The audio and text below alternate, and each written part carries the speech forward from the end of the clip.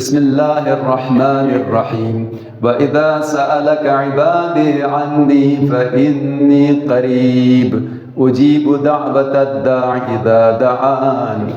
ماہ مبارک شعبان المعظم ہے اور دعا و مناجات، صوم و صلاۃ اور عبادت کا مہینہ ہے، اور اب تقریباً یہ مہینہ ہم سے رخصت ہوا چاہتا ہے۔ جس نے ان دو مہینوں میں، رجب المرجب اور شعبان المعظم میں، اللہ کے بچھے ہوئے فیض و رحمت کے دسترخوان سے جس قدر اپنی استطاعت اور ظرفیت کے ساتھ کے مطابق حاصل کیا، وہ خوش نصیب ہے۔ اور جو متوجہ نہیں ہوئے ان کے لیے بھی ابھی شعبان المعظم کے یہ چند دن باقی ہیں۔ اس باقی ماندہ فرصت سے اپنے لیے تو شیء آخرت اور زاد راہ آخرت اور دنیا کی سعادت بھی سمیٹ سکتے ہیں۔ جو آیہ شریفہ خطبے کے آغاز میں تلاوت کیا، اس میں یہی ارشاد ہوتا ہے وَإِذَا سَأَلَكَ عِبَادِي عَنِّي فَإِنِّي قَرِيبٌ۔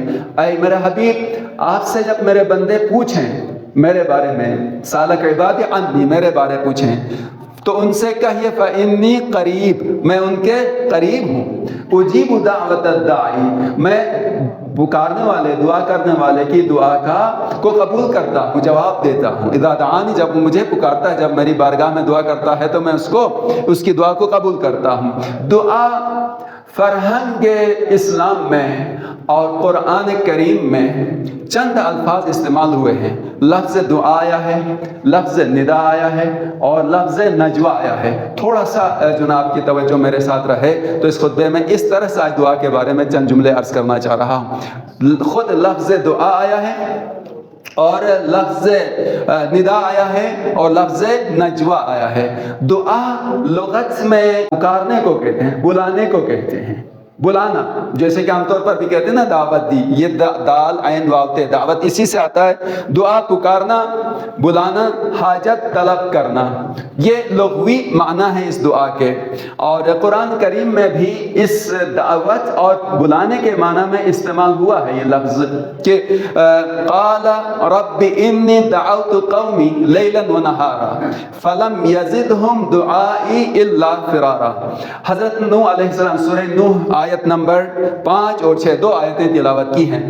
نوح نے کہا رب انی دعوت قومی لیلا ونہارا، اے میرے پروردگار، میں نے اپنی قوم کو شب روز بلایا، یعنی دن میں بھی دعوت دی اور رات میں بھی ان کو خدا کی تیری جانب بلایا۔ فلم یزدہم دعائی الا فرارا، یعنی بجائے اس کی پیغمبر کی دعوت پر، پیغمبر کے بلانے پر ایمان لے آتے اور مومن ہو جاتے، بلکہ کیا کرنے لگے؟ فرار کرنے لگے، انکار کرنے لگے۔ تو یہاں پر لفظ دعا کس معنی میں آیا ہے؟ بلانے کے معنی میں آیا ہے۔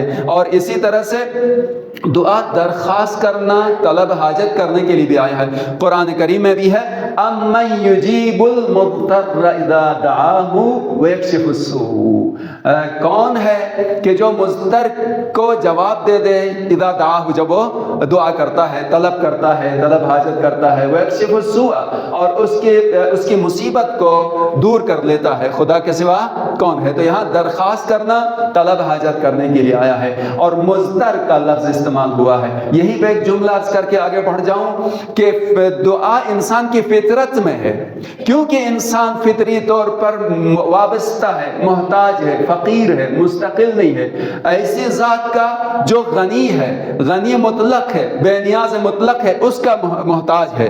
انسان کے پاس کچھ نہیں ہے، اس لیے کہ یہ مخلوق ہے، اور ہر مخلوق اپنے خالق کی محتاج ہوا کرتی ہے، اور خدا کے سوا کوئی خالق نہیں، خدا کے سوا کوئی رازق نہیں، خدا کے سوا کوئی مالک نہیں۔ مالک مطلق وہی ہے جس نے خلق کیا ہے، جو انسان کی سانس کا، انسان کی جان کا، انسان کے وجود کا مالک ہے۔ اس کے قائم رکھنے سے انسان اور ہر مخلوق قائم ہے، اور اگر وہ نہ چاہے تو کوئی موجود باقی نہیں رہ سکتا ہے۔ اگر خدا نہ چاہے تو انسان لحظہ بھر کے لیے بھی باقی نہیں رہ سکتا۔ تو اسی وجہ سے دیکھا جائے تو ہر محتاج فطری طور پر بے نیاز کی طرف متوجہ ہوتا ہے، بے نیاز نیاز کا محتاج ہوتا ہے، وابستہ ہے، اس سے جدا نہیں ہو سکتا، مستقل نہیں ہو سکتا، تو بس ایسی صورت میں انسان خدا سے وابستہ ہے وجودی اعتبار سے، ہر لحاظ سے۔ تو ایسی صورت میں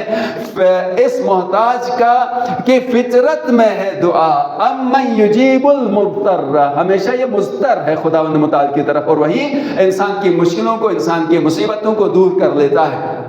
بس درخواست اور دعا اسی سے کی جائے۔ اور آپ نے قرآن کریم کا بھی مطالعہ کیا ہوگا کہ جب وہ سوار ہو جاتے ہیں، وَإِذَا رَكِبُوا فِي الْفُلْكِ دَعَوُا اللَّهَ مُخْلِصِينَ لَهُ الدِّينَ، جب کشتی میں سوار ہوتے ہیں اور اب دیکھتے ہیں کہ چاروں طرف جو ٹھاٹھے مارتا ہوا سمندر ہے، اور اس وقت اگر ذرا سی میری کشتی بھنور میں آ گئی یا دریا سمندر کے بھنور میں پھنس گئی، تو ایسی صورت میں کوئی راہ چارہ نہیں ہے، کوئی راہ نجات نہیں ہے سوائے اس کے۔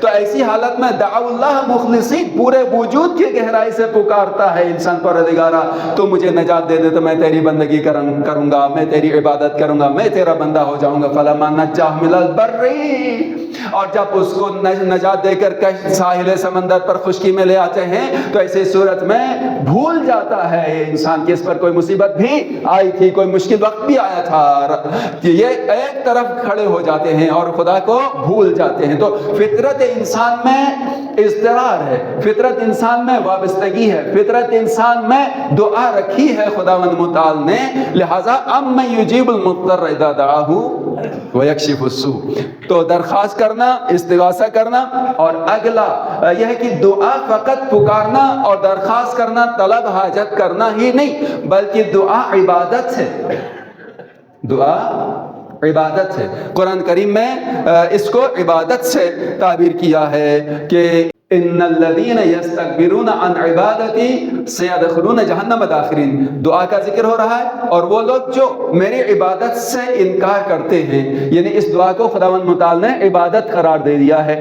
اب عبادت سے انکار کرنا استکبار ہے اور وہ داخل جہنم ہو جائے گا۔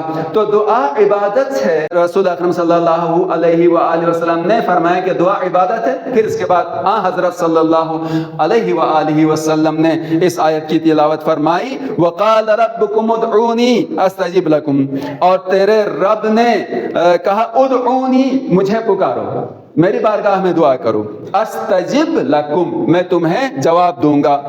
ان الذین یستکبرون عن عبادتی، وہ لوگ، یقیناً وہ لوگ جو میری عبادت سے تکبر کرتے ہیں، سیدخلون جہنم داخرین، وہ جہنم میں داخل ہو جائیں گے۔ تو یہاں پر دعا کو عبادت قرار دیا، اور آپ جانتے ہیں کہ عبادت صرف اور صرف خدا کی ہو سکتی ہے، کسی اور کی عبادت جائز نہیں ہے، شرک ہے، غیر اللہ کی عبادت شرک ہے۔ تو اگر دعا عبادت ہے تو ایسی صورت میں دعا بھی فقط اور فقط خداوند متعال سے کیے جائے، صرف اور صرف خداوند متعال سے طلب حاجت کیا جائے، وہی حاجت روا ہے، وہی مشکلات کو برطرف کرنے والا ہے۔